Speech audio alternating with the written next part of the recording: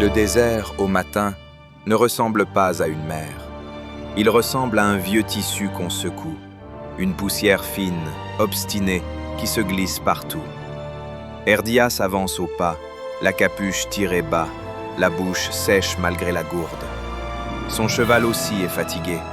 La veille, ils ont dormi à l'abri d'un talus de pierres, avec pour seule musique le frottement du vent sur les raies.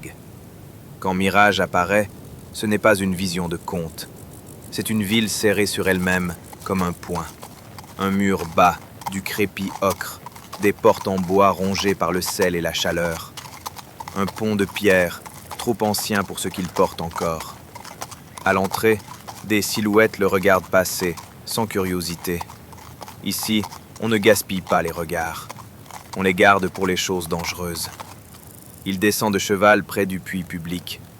L'eau y est comptée, même quand on ne le dit pas. Une femme en voile simple distribue des gobelets d'argile, un à un, avec la patience de ceux qui ont appris à vivre avec la rareté. À son poignet, une corde nouée plusieurs fois, le signe discret de la croix nouée. « Sœur Yalena !» murmure quelqu'un. Herdias s'approche. Il la connaît de vue. Elle circule entre les vallées avec d'autres femmes, soignant, apportant des sachets de graines, réparant des canaux, parlant peu. On dit qu'elles sont les seules à pouvoir faire taire une bagarre de puits sans sortir un couteau. Un groupe de pauvres s'est formé, mains tendues, enfants à l'œil brillant, vieillards assis dans la poussière. Un garçon maigre, au cou, porte un petit pendentif de métal terni, une figurine stylisée, un visage sans yeux. Un chevalier du nœud, jeune, trop droit, trop sûr, serre la garde de son arme en voyant le pendentif. Herdias le voit. Il voit l'intention avant le geste. Il sent ce moment précis où une pensée devient une action. Il s'interpose sans brusquerie, juste en se plaçant entre le chevalier et l'enfant. « Laisse, » dit Herdias. Le jeune chevalier fronce les sourcils. « C'est une idole. C'est un enfant. » Le chevalier hésite, le regard dur. Herdias ne hausse pas la voix. Il ne brandit pas son rang. Il a appris que l'autorité, dans le désert, s'obtient souvent par la retenue. Il s'accroupit devant le garçon. « Comment tu t'appelles » L'enfant se méfie d'abord, puis... « Rami. »« Tu as soif, Rami » Rami acquiesce. Herdias prend un gobelet des mains de Yalena, le tend au garçon. L'enfant boit trop vite et s'étouffe un peu. Herdias sourit à peine. Doucement. L'eau ne s'enfuit pas si tu la respectes. Le garçon baisse les yeux. Dans sa main, il tient un morceau de bois, grossièrement taillé. Il y a gravé des signes, pas des lettres, pas des dessins, des entailles qui semblent avoir un ordre. Herdias ne dit rien, mais son regard s'y accroche. Il a déjà vu des marques de ce genre, ailleurs, sur des pierres anciennes au bord d'une gorge. Il se souvient de la sensation désagréable, comme si l'air lui-même devenait plus lourd autour de ces signes. C'est toi qui as fait ça ? C'est mon grand-père qui m'a montré. Il dit que ça protège des mauvais rêves. » Le jeune chevalier s'éloigne, contrarié. Herdias le laisse partir. Il n'a pas gagné une bataille, il a seulement évité une humiliation. Yalena le regarde, sans jugement. « Tu as l'air plus fatigué que d'habitude, Herdias. » « Je suis juste couvert de route. » Elle lui tend un morceau de pain. « Mange et ne te bats pas aujourd'hui. La ville s'en charge déjà. » Herdias prend le pas. Le geste simple l'émeut plus qu'il ne le voudrait. C'est pour cela qu'il reste, au fond. Pas pour les slogans, pas pour les menaces. Pour ce puits et cette main qui donne sans demander le nom. Il murmure. C'est ça, la vertu. Pas le bruit. À midi, le soleil frappe comme une vérité brutale. Les ombres se rétrécissent, les voix se font courtes. On installe une toile contre un mur, juste assez pour dessiner un coin de fraîcheur. Herdias se place là, debout, sans estrade. Il ne cherche pas à dominer. Il sait que dans Mirage, on a vu des prêcheurs, des collecteurs, des soldats, des messagers. Tous promettaient quelque chose, tous repartaient. Il laisse un silence avant de parler. Le silence est précieux ici, on le respecte. Je ne suis pas venu vous vendre une vie nouvelle. Je ne suis pas venu vous dire que le désert vous doit quelque chose. Quelques regards se lèvent, surpris par cette entrée. Le désert ne doit rien, l'Empire non plus, Ajoute-t-il. mais nous nous devons quelque chose. Il voit des têtes bouger, des gens s'approchent, des femmes, des hommes, des adolescents qui font semblant de passer, mais restent à portée d'oreille. La croix nouée ne vous dit pas « soyez fort », elle vous dit « soyez juste ». Ce n'est pas la même chose. Être fort, c'est facile quand on a un couteau. Être juste, c'est difficile quand on a faim. Il sent dans le public l'attente du mot qu'ils veulent entendre. Le Rédempteur, le signe annoncé, le miracle, la promesse. Il ne le prononce pas tout de suite. La vertu n'est pas une épée. C'est une main qui ne vole pas, même quand elle tremble. C'est une bouche qui ne ment pas, même quand la vérité coûte. C'est un homme qui se retient alors qu'il pourrait frapper. Il pense à son propre ordre, à ses frères trop impatients, à sa famille qu'il a reniée, mais qui s'est aussi protégée, à l'humiliation, au salon, au titre disparu. Il laisse tout cela au fond de la gorge. On me demande souvent « et les idoles ?» Je ne suis pas venu briser vos morts.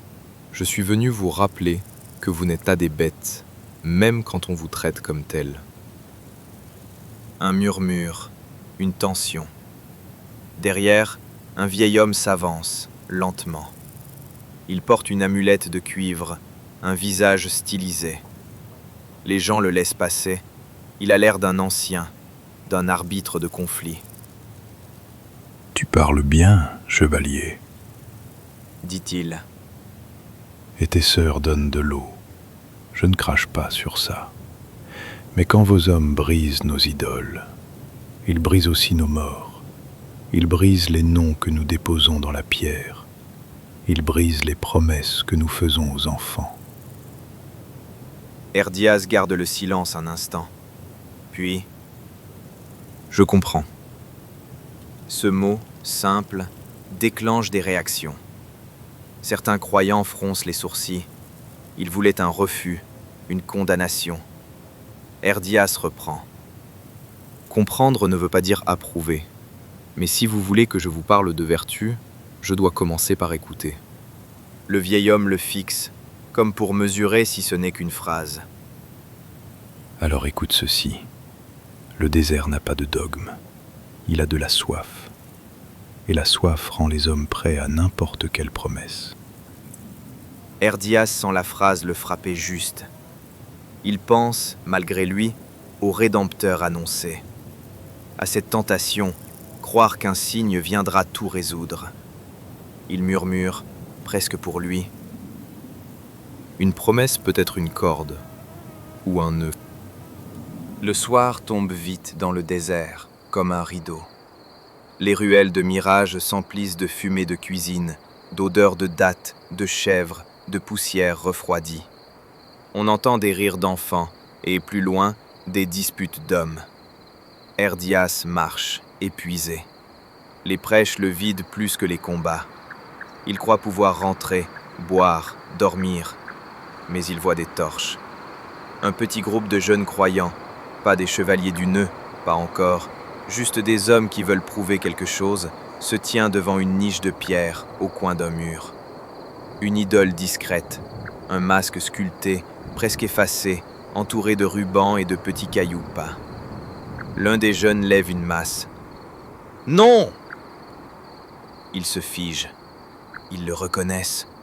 « Frère Herdias, c'est une offense. Ils mettent leur vice ici. Ils nourrissent les mensonges. » Et toi, tu nourris quoi? Ton courage ou ta colère? Tu doutes trop. Erdias s'approche. Il regarde l'idole. Elle n'est pas belle, pas impressionnante. Elle est humaine. On a posé des rubans comme on pose des prières, parce qu'on n'a rien d'autre. Si tu veux convaincre, ne commence pas par humilier. Mais ils nous humilient. Ils se moquent de nous au marché. Ils chantent leurs fêtes quand nos enfants meurent. Erdias comprend. La foi n'est pas seulement un texte ici. C'est une lutte pour l'eau, pour la dignité. C'est une manière de dire « je ne suis pas à vendre ». Il pose sa main sur la masse, la baisse. Vous croyez servir la vertu en brisant une pierre. Vous ne ferez que fabriquer un ennemi. Et l'ennemi, ensuite, vous obligera à être plus violent pour vous défendre. C'est comme ça que les ordres deviennent des monstres. Les jeunes hésitent. Derrière, une silhouette s'approche, Yalena. Elle regarde la scène, puis Erdias. Si nous ne montrons jamais les dents, ils nous mangeront. Mais si nous ne montrons que les dents, nous deviendrons eux. Un silence. On entend une porte qui se ferme plus loin. Une vieille femme observe derrière un rideau, tremblante. Finalement, les jeunes reculent. L'un d'eux crache au sol, frustré, mais il part. Les torches s'éloignent. Erdias reste là, face au masque de pierre. Il ne le touche pas. Il n'a pas envie de le détruire. Il n'a pas envie de le vénérer non plus. Il ressent seulement une fatigue immense, celle des hommes qui veulent des réponses simples. Il serre entre ses doigts le symbole de la croix nouée au cou. Dans sa tête, une question revient, insistante. Quel est le signe? Un prodige? Une victoire? Un homme qui écrase ses ennemis? Ou quelqu'un qui refuse de mentir, même quand la foule exige un mensonge? Il se surprend à murmurer. Et si le Rédempteur n'était qu'un nom, pour quelque chose que nous ne comprenons pas? Puis il se tait, parce que dire cela à voix haute, ici, serait comme déposer une torche dans une réserve d'huile. La nuit à Mirage est froide, pas glaciale, mais assez pour rappeler aux corps qu'ils ne sont pas invincibles. Les chiens errants se regroupent, les portes de la ville grincent, les gardes bâillent. Un cheval arrive au galop, puis ralentit en entrant. Un cheval crevé, couvert d'écume. Le cavalier glisse presque de sel. Il tient un rouleau scellé. Le sceau impérial, même abîmé, impose une sorte de silence. Les gens n'aiment pas l'Empire, mais ils craignent ce qu'il peut encore décider quand il se souvient d'exister. Le messager est amené au conseil de Mirage.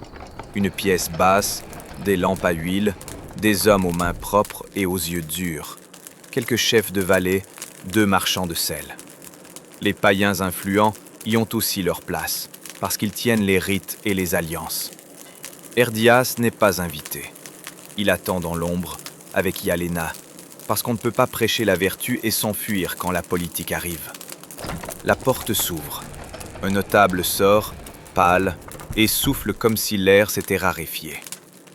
La chancellerie envoie un commissaire, Ion Deras, avec escorte. Un autre ajoute Recensement, taxes, maintien de l'ordre et interdiction de prêcher sans autorisation impériale. Le mot « désarmement » tombe ensuite, comme une pierre. Ils veulent que les errants déposent les armes, tous, ceux du nœud compris. Dans la pièce, ça s'agite. Certains notables veulent céder, par peur. Nous n'avons pas les moyens de les affronter. Ils prendront les greniers. Ils fermeront la route du sel. Un païen sourit à peine. Ils remettront surtout les choses à leur place. Un chef de vallée, lui, frappe la table. Et notre place, c'est quoi? Toujours payé? Toujours plié? La discussion tourne vite à la menace. On parle de livrer des prêcheurs pour sauver la ville. On parle de profiter de l'Empire pour écraser les anciens rivaux. On parle de purger les sanctuaires. Mirage, soudain, devient un nœud trop serré. Erdias écoute et dans son ventre, une colère froide monte. Il est tenté de se lever, de proclamer, de défier. Mais il se rappelle le vieil homme. La soif rend les hommes prêts à n'importe quelle promesse. Il prend Yalena à part. Quand arrive-t-il ? 2 jours, 3 au plus. Et si on fuit ? Les pauvres fuiront où? Le désert n'a pas de refuge. Il a des distances. Erdias regarde la ville. Les toits plats, les ruelles, les puits, les enfants. Rami. Il sent qu'un choix approche. Négocier, mentir, se sacrifier ou déclencher une guerre. Au lieu de retourner à son abri, Erdias sort de la ville. Il marche jusqu'au bord des dernières maisons, là où la pierre laisse place à la poussière. Il s'arrête. Au loin, au-delà des dunes et des regs, il y a la direction de la gorge de Terak. Et plus loin encore, les pierres signées de Ket. Un lieu que les païens nomment avec respect. Un lieu que certains de la Croix-Nouée veulent détruire. Erdias ressent, sans comprendre, une attraction. Comme si une réponse l'y attendait, ou une question plus vaste. Il chuchote dans la nuit. « Je voulais apporter une foi. » Le vent répond en frottant la poussière contre la pierre. Et j'ai l'impression de marcher vers autre chose. Il serre la croix nouée contre sa poitrine. Le nœud, au centre, lui paraît soudain moins comme un symbole de certitude et davantage comme un rappel. Tenir malgré le doute, sans laisser le doute se transformer en haine. La nuit avale sa silhouette.